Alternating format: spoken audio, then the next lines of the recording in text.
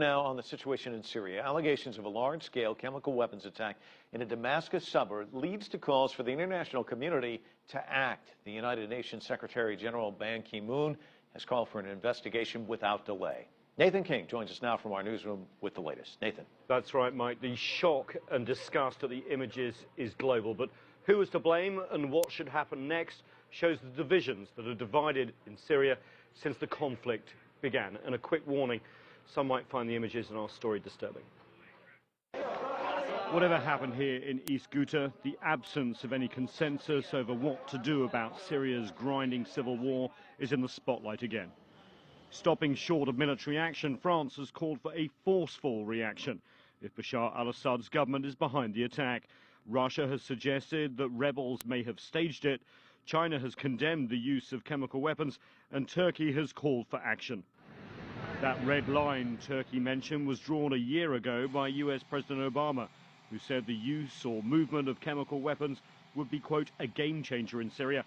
Lacking definitive evidence that the Syrian government has used these weapons, the US has announced only a limited arming of the Syrian rebels. And I don't know if it's a complete game changer, but potentially it certainly is. I think the reality is to have a single chemical weapon attack that potentially kills up to or past 1,000 people is something that can't be ignored. There'll be some high degree of pressure both in the international community and here in Washington for there to be a much stronger response. The US says it's unable to conclusively determine the use of chemical weapons in Ghouta. Washington, for now, says it's ordered its intelligence services to investigate what happened there. The United Nations is also pushing Damascus to allow chemical weapons inspectors access to the area. A team is already in country investigating 3 other alleged chemical attacks. Syria has launched an offensive in the area, which may limit access, a coincidence or a cover-up, as some people claim. Then there is the shocking video.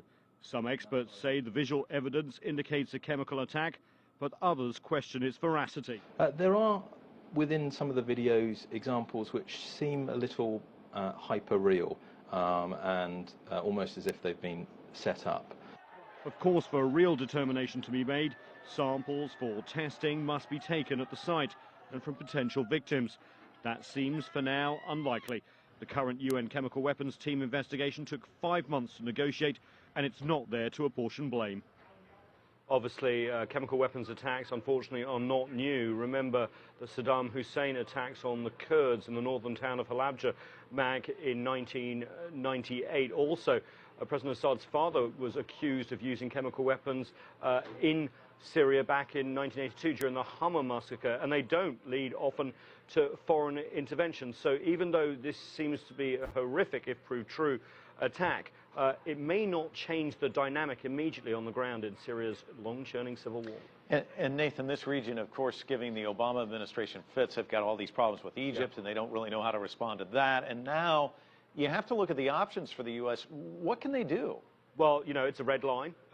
It looks like it's been crossed if it seems to be the government. But even if it's not, remember the red line for Barack Obama was not just whether the chemical weapons are used, but whether they were safe. And of course, the responsibility for that, say the Americans, is in the hands of Damascus and the Assad government. So they may be pushed to act. Now, the opposition are calling for airstrikes as well as arming the rebels. So let's wait and see.